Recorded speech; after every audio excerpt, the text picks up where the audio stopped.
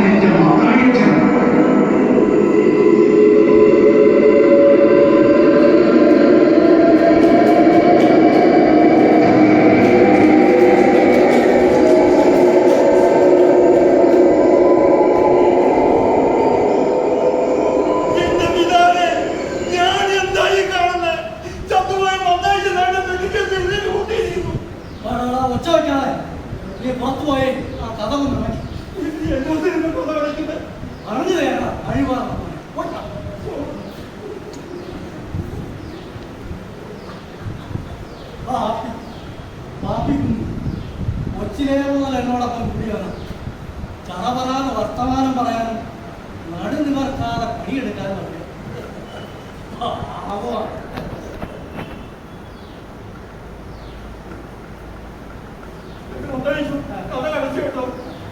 എന്നാലേ നീ എനിക്ക് ഒരുപാട് എന്നെ കരിയേരോട്ടൊന്നും പിടിക്കും. എന്നൊന്ന് പുറത്തോട്ടിറങ്ങാൻ സഹായിക്കണേ. എന്താ പറയുന്നത്? പെട്ടിക്കുള്ളിൽ അതും ശവപ്പെട്ടി. ഇതേ ഐസ് പെട്ടിയാ. ഐസ് പെട്ടി കിടത്തിയിരിക്കുന്നത് ശവം ചീഞ്ഞ് നാറാണ്ടിരിക്കാനാ. എന്താ ഇനി എന്തിനാടാ കാണാൻ കാണിക്കാൻ പോലെ ചത്തവനെ കൊണ്ട് പള്ളി സെമിത്തേരിയിൽ കുഴിച്ചിടണം, ഇല്ലേ കത്തിക്കണം. അത് ചത്തവന്റെ അവകാശമാണ്. നീ ഒന്ന് പറഞ്ഞാലേ എങ്ങനെയാ? സണ്ണിക്കുട്ടിയൊക്കെ അമേരിക്കയിൽ വരണ്ടായോ? അന്ത്യചുംബനം നല്ലതായോ? അന്ത്യചുംബനം എനിക്കൊരു മാറാൻ എത്രയും പെട്ടെന്ന് പള്ളി സെമിത്തേരി പോയി ഇറങ്ങിയാൽ മാത്രമല്ല, ഇനിയിപ്പോ കാഴ്ചക്കാരും കൂട്ടിയിരിക്കുവാനൊന്നും ഇല്ലല്ലേ, എല്ലാരും പോയി. അവരെ ഇനി രാവിലെ വരും. കയറി കിടന്നതാണ്.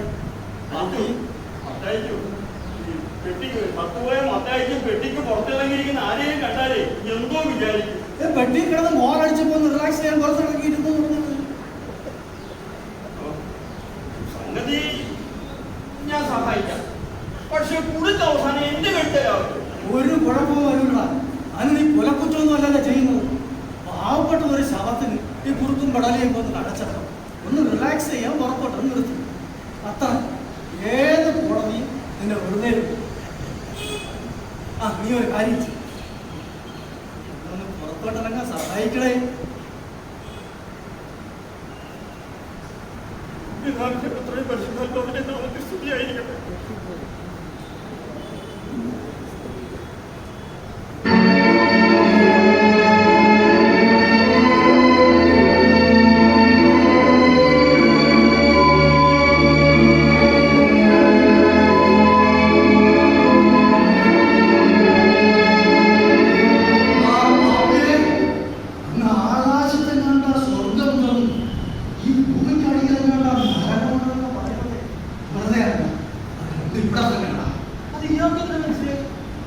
മക്കൾക്കൊന്നും വേണ്ടാതെ 6 ദിവസം ഐസ് വെട്ടി കിടന്നപ്പോഴും 4 ദിവസം ഐസ് വെട്ടി കിടന്നപ്പോഴും ഇപ്പോൾ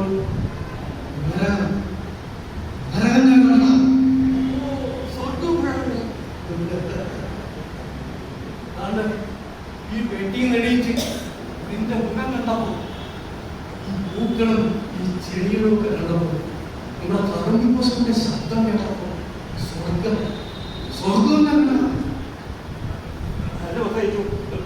സത്യം പറഞ്ഞ മത്തായിപ്പോ പ്രേതം എത്തിയോ? അതെ, അതിന് കുഴപ്പം അല്ല, ഈ പ്രേതങ്ങൾ വിശ്വസിക്കാമുള്ളോ? എടാ, ഈ ഭൂമിയിൽ വിശ്വസിക്കാൻ കൊള്ളാത്ത ഒരേ ഒരു ജീവി മനുഷ്യനാണ്. ബാക്കി എന്തിനും വിശ്വസിക്കാൻ സ്നേഹിക്കും. എന്നിട്ട് ഈ കഥയിലും നോവലും സിനിമയിലും പറയുന്നത് പ്രേതങ്ങളും മനുഷ്യരെടുത്തും കൂടി ചോറും കൊട്ടി കുടിക്കുന്നൊക്കെയാണ്. ഈ കഥ എഴുത്തെന്ന് പറഞ്ഞാലേ നീ എത്ര കാര്യം തന്നെ നോക്ക്. എനിക്കൊന്ന് പുറത്തോട്ട് ഇറങ്ങണമെങ്കിൽ പല സഹായം. എടാ ബാപ്പിയെ, എപ്പോഴാ കുഴിച്ചു കൂടുന്നത് ഈ ഐസ് വെട്ടിക്കാത്തുള്ള കിടപ്പ് ഇച്ചിരി പാടാണ്. എപ്പോഴാ കുഴിച്ചു കൂടുന്നേ നേരത്തെ ഈ ശവപ്പെട്ടി വെച്ചുകൊണ്ട് ഇരിപ്പേ അത് ഇച്ചിരി പാടാം. എടാ ബാപ്പിയെ, അപ്പൊ നിനക്കും എങ്ങനെ മടുക്കാതിരിക്കും? ഓരോരുത്തന്മാര് വരും, കാണും, എന്നിട്ട് മാറുമാരെ കുറച്ചില്ല. നിങ്ങൾക്ക് ഒന്നും അറിയണ്ട, നീണ്ടോട് കിടന്നാ മതിയല്ലോ. ചില പോകല് പറഞ്ഞിട്ട് അതൊന്നും അറിയിക്കും. അതെന്നാ പറഞ്ഞേ? നിങ്ങൾക്ക് ഇത് കിട്ടിയാ പോലെ ഇതിന് പെണ്ണ് കിട്ടണോ?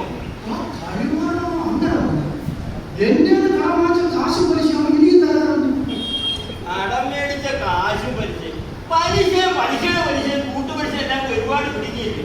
വലിയ വിട്ടുപിടിക്കുക. ഇത് ഇതാ ആളുകൾ നല്ലത്.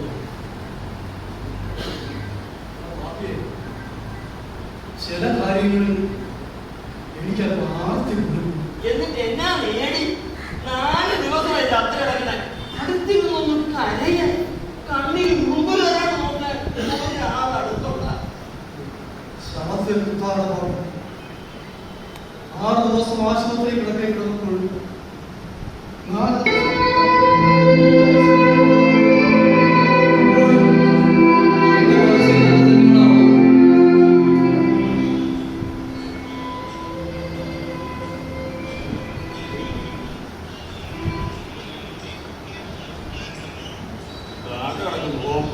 അയാൾക്ക് ഫീലിങ്സ് എന്തേലും കളിപ്പിച്ച് പറഞ്ഞ അപ്പൊ ഫീലിങ്സോ? ഇതാ ഞാൻ പറയാം. ജീവിച്ചിരുന്നപ്പോഴായിരുന്നു ഇവിടെ ചത്തിട്ട് പോയിട്ടില്ല ഫീലിങ്സ്. ഇവിടെ മത്തായിക്കും ഫീലിങ്സ് മാറ്റാൻ ഒരു കാര്യം ചെയ്യട്ടെ, സ്മോൾ അടിക്കട്ടെ. എന്താ ഒരു സ്മോൾ അടിക്കട്ടെ? ജീവിച്ചിരിക്കുന്ന മനുഷ്യരോട് ചോദ്യം കേട്ടിട്ട് ഒരു സ്മോൾ അടിക്കട്ടെ. ഒരു തരം എഴുതി ഉറക്കാൻ പറഞ്ഞു കേട്ടോ. ഈ ഒക്കെ ഞാൻ ആദ്യമായിട്ടാണ് സ്മോൾ അടിക്കുന്നത്. അത് നിങ്ങൾ എനിക്കറിയാം. ബാപ്പി, നമ്മൾ രണ്ടാളും ആദ്യമായി ചാരായം കുടിച്ചതെന്നാണ് നീ ഓർക്കുന്നുണ്ട. നമ്മൾ ആരും കാണാണ്ട് നമ്മൾ രണ്ടുപേരും പെട്രോളി കുഞ്ഞാൻ പോയിട്ട് ഒരേ കയറിയത് ഓരോ അത് മേടിച്ച് ചപ്പേത് ഛർദ്ദിച്ചതും. വരഞ്ഞ കെട്ടി ഓരോ പൊട്ടിച്ചത് നമ്മൾ ഉത്സവത്തലേന്ന് ഉത്സവസ്രാവനൊക്കെ ഓരോ അടിക്കണം. ഇപ്പോഴും എന്റെ തന്നിലൊക്കെ നിൽക്കണം.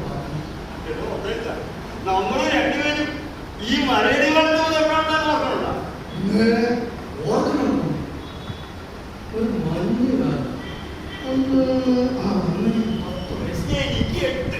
അങ്ങനെ 8ഉം പൊട്ടും തിരിയാത്ത പ്രായത്തിൽ നമ്മൾ രണ്ടാളും കൈ പിടിച്ച് ഈ മലമുകളിലേക്ക് ഓടി നമ്മുടെ അമ്മച്ചി അവരുടെ കയ്യിലും തലയിലും കുന്താലിയും കോടാലിയും ആഹാര സാധനങ്ങളും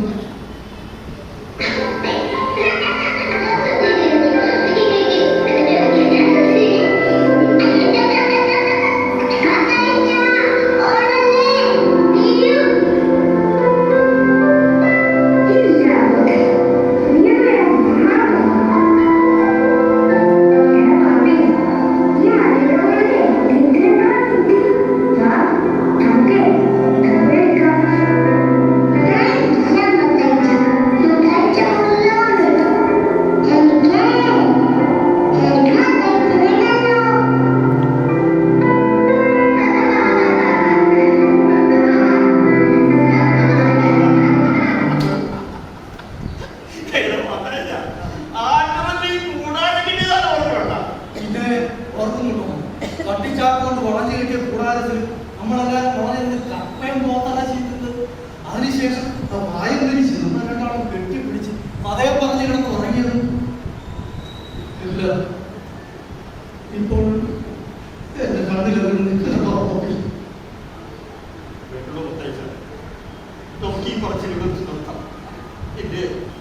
പുറത്തൊക്കെ പറഞ്ഞു ചത്തുപോയ ചാക്കത്ത് ഞാനും കൈ അതെന്താടാ നീ അങ്ങനെ പറഞ്ഞു? ഓർക്കുന്നുണ്ടോ? തൊഴുതാതെ പെയ്ത തീമഴക്കാലം.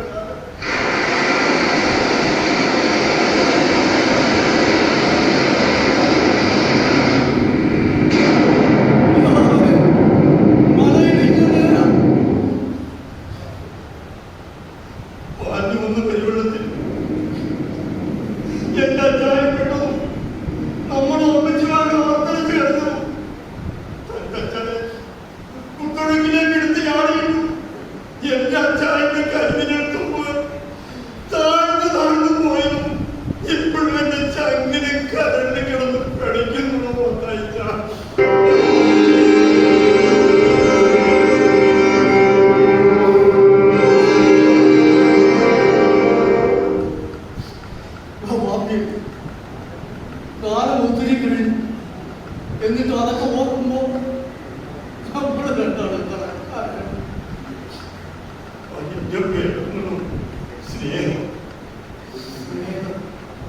എടാ ബാപ്പിയെ, നീ പറഞ്ഞ സാധനങ്ങളോ സ്നേഹം അതെന്നാണ് നമ്മുടെ നെഞ്ചേലേക്ക് വന്നത്? നമ്മുടെ അമ്മച്ചിമാരും അച്ഛായന്മാരും എനിക്ക്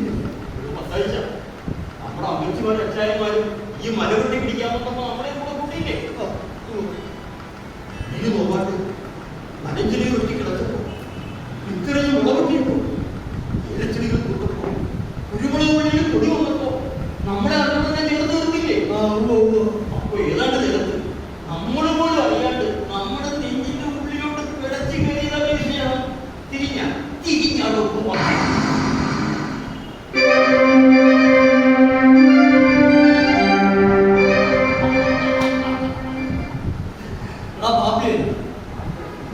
ആദ്യത്തിന് നിനക്ക് മക്കളുണ്ടായി. എനിക്കുണ്ടായ പിള്ളേർ നെഞ്ചിലേക്ക് നീ ഈ പറഞ്ഞ സ്നേഹം കൊണ്ടുവന്നതും അതെന്താ എന്താ ഞാനെല്ലാം അച്ഛൻ ചെയ്യുന്ന നീ പറയുന്ന താൻ തന്റെ മക്കളെ മണ്ണി തുടിക്കില്ല, മരത്തെ തുടിക്കില്ല, ഓരോരോ മനത്തോട്ട് വിട്ടു ആകാശം കെട്ടിപ്പിടിക്കുക, ലോകം കെട്ടിപ്പിടിക്കുക, ഇംഗ്ലീഷ് പഠിക്കുക. എന്നിട്ടെന്താ അവർ വലിയ പഠിത്തക്കാരായില്ലേ, ഉദ്യോഗക്കാരായില്ലേ, കൈ നിറച്ച് പണം വാരുന്നില്ലേ? പണം പണം പണം താഴെ ഉണ്ടാക്കിയ കുറെ പണം ഇത് തന്നെ നേടി 4 ദിവസം ചക്കടക്കണേ പഠിച്ചിട്ട് കുടിച്ചുകൂടാൻ പട്ടി അടുത്തില്ല. പണം നീ എന്നെ തോൽപ്പിക്കാൻ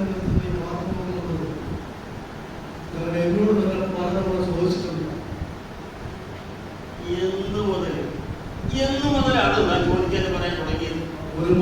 ഉള്ളത് അങ്ങ് അമേരിക്കയിലും മറാമയും കെട്ടി പിള്ളേരുണ്ട്, മകള് ഡൽഹിയിലും കെട്ടിയുള്ള പിള്ളേരുണ്ട്. ഇവിടെ ഞാൻ തനിച്ച് ഈ ഞാനും എൻ്റെ അണ്ണാമയെ കൂടി കെട്ടിയുണ്ടാക്കി ഞാൻ തനിച്ച് അന്ത്യാവുമ്പോ നീ വരും. പോലെ വർത്തമാനം പറഞ്ഞ് ഗുഡ് നൈറ്റും പറഞ്ഞ് നീ പോകും നിന്റെ വീട്ടിലേക്ക്. ഞാൻ വീട്ടിൽ തനിച്ച്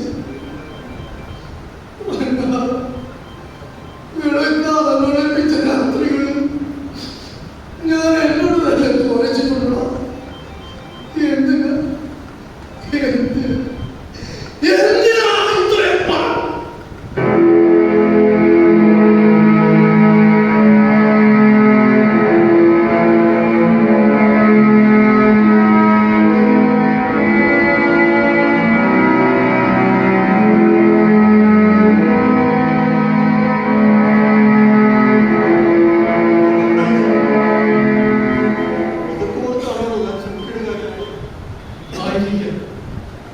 പക്ഷെ അടികൊട്ടുന്നതാണെന്നും കൊണ്ടല്ല. കഴിഞ്ഞ രാത്രി നമ്മൾ രണ്ടാളും പോരായിരുന്നു വർത്തമാനം പദ്ധതി ഓർക്കുന്നു. കഴിഞ്ഞ ക്രിസ്മസിന് നമ്മൾ രണ്ടാളും മാത്രം, അതുകൊണ്ട് ഈ ക്രിസ്മസിന് സണിക്കുട്ടിയെ പോലെ മോളിക്കുട്ടിയെ പോലെ ഇവിടെ കൊണ്ടുപോകാൻ അവരെ നിർബന്ധിച്ച് ഇവിടെ തന്നെ താമസിക്കുന്നു പറഞ്ഞു. കുറെ കഴിഞ്ഞ് നീങ്ങായിട്ട് പറഞ്ഞു എന്റെ വീട്ടിലേക്ക്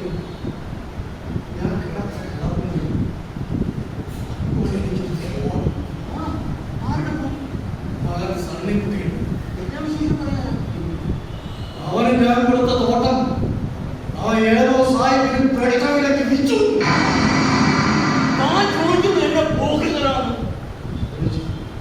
ഉത്തരം റെഡി. ആരും ഇങ്ങോട്ട് വരുന്നില്ലാണ്.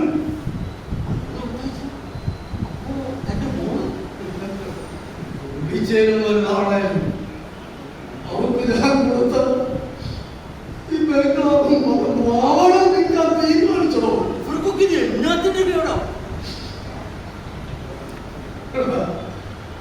അവരുടെ മക്കളൊക്കെ ഡൽഹിയിലല്ലേ പഠിക്കുന്നത്.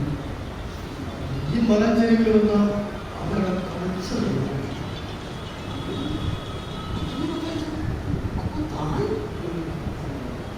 പച്ച മലയാളത്തിൽ പറഞ്ഞ ഓർത്താണ്.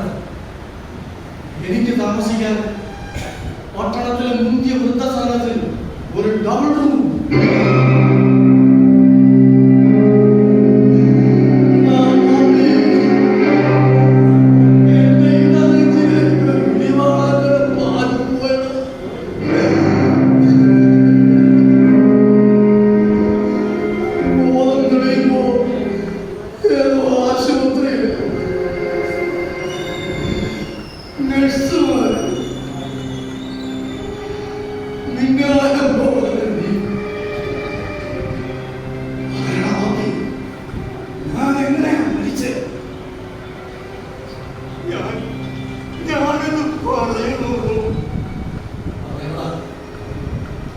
ഞാൻ മരിക്കാൻ പോകുന്നില്ല.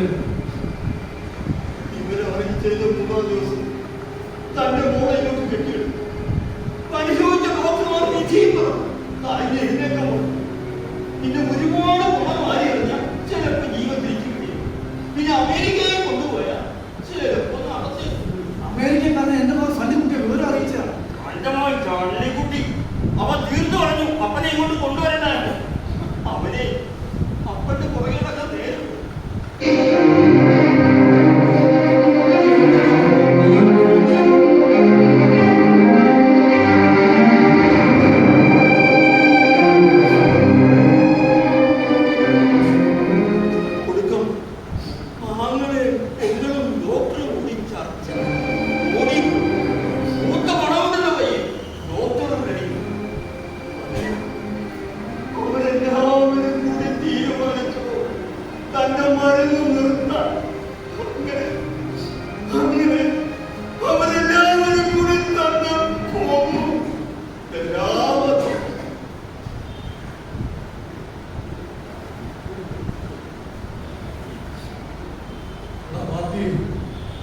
ഭാഗ്യം അല്ലേടാ.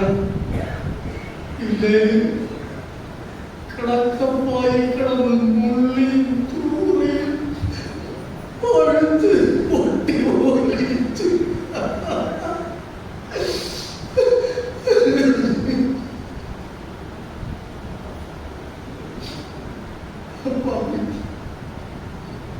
ഞാൻ മരിക്കാനല്ലോ നീ അടുത്തുള്ള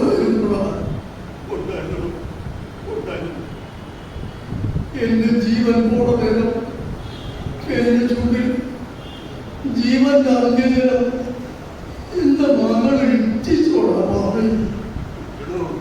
അവളുണ്ടായിരുന്നില്ല, അവൾക്ക് ആശുപത്രിയുടെ മണം പിടിക്കൂല.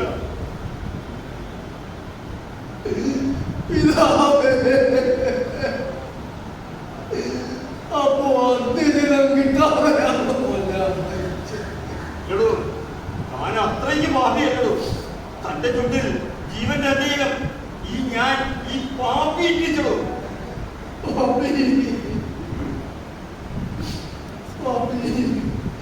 നീ ആരാടാ എനിക്ക്? അപ്പനോ മകനോ അതോ ദൈവമോ? ആരാന്നോ തനിക്ക് തോന്നുന്നേ അതായിട്ട് കരുതി. പക്ഷെ ഞാൻ പാപ്പി, തന്റെ പാപ്പി കുഞ്ഞ്. പാപ്പി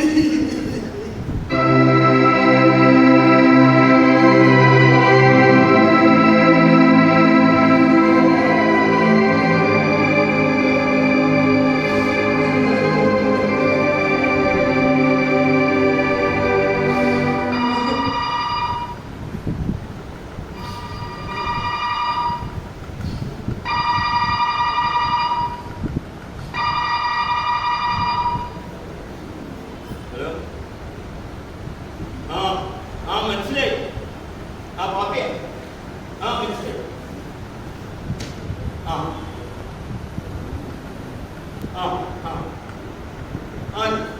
ചെയ്തല്ലോ.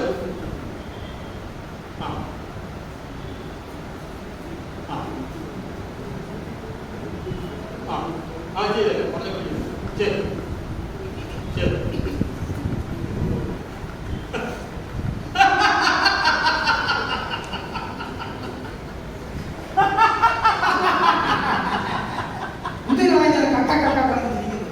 ചിരിക്കാനുള്ള വല്ലതാണെങ്കിലേ എനിക്കും കൂടെ പറഞ്ഞു തന്റെ മുന്നാര മകൻ ചണ്ടിക്കുട്ടി അമേരിക്കയിൽ നെടുമ്പാശ്ശേരിയോ പണ്ടാരോ അടങ്ങിയടോ. ചിരിക്കണോ, ചിരിച്ചു മരിക്കണോ.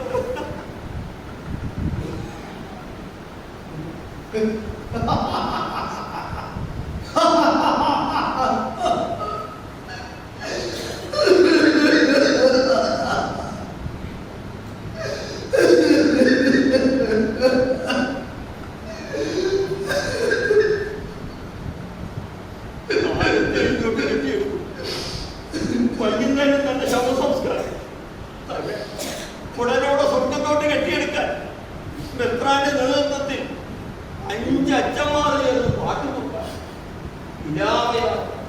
ബാൻഡ് വേണം, വെടിക്കട്ടെ. ശവസംസ്കാരം അല്ലടോ, മലയാറ്റൂർ പള്ളിയിലെ പെരുന്നാൾ കേൾക്കണമോ? പിന്നെ ആളത്തെ ബ്യൂട്ടീഷ്യൻ വരും.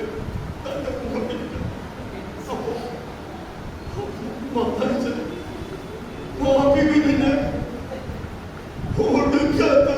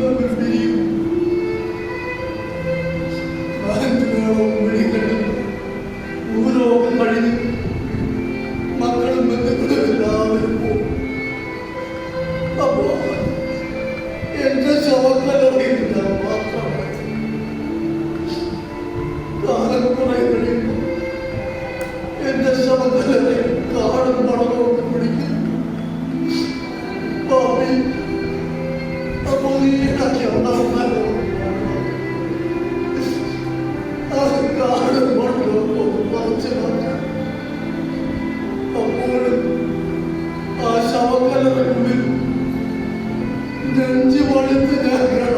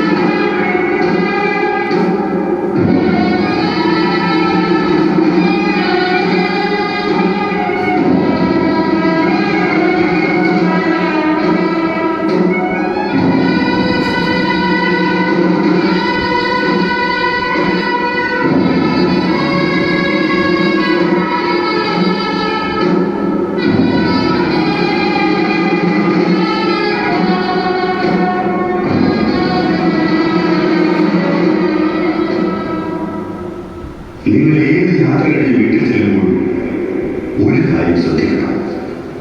നിങ്ങളുടെ വീട്ടിൽ ഇരുണ്ട മുറിയിലെ കട്ടിൽ ഒരാൾ കിടപ്പുണ്ടാവും. അത് നിങ്ങളുടെ അപ്പനോ അമ്മയോ ആവും. ഒരു നിമിഷം ആ മുറിക്ക് മുന്നിൽ നിൽക്കണം. ഒരു ചോദ്യം ചോദിക്കണം. ഒരേ ഒരു ചോദ്യം. പപ്പച്ച ഊണ് കഴിച്ചു? അമ്മച്ചി മരുന്ന് കഴിച്ചു? ചോദിക്കണം. ചോദിച്ചില്ലെങ്കിൽ ഓർക്കുക, കാലങ്ങൾ കഴിയുമ്പോഴും ആ ഇരുണ്ട മുറിക്കട്ടിൽ അവിടെ തന്നെ ഉണ്ടാവും. അതിൽ ഒരാൾ കിടന്നുണ്ടാവും. ആ ഒരാൾ നിങ്ങളായിരിക്കും. തീർച്ച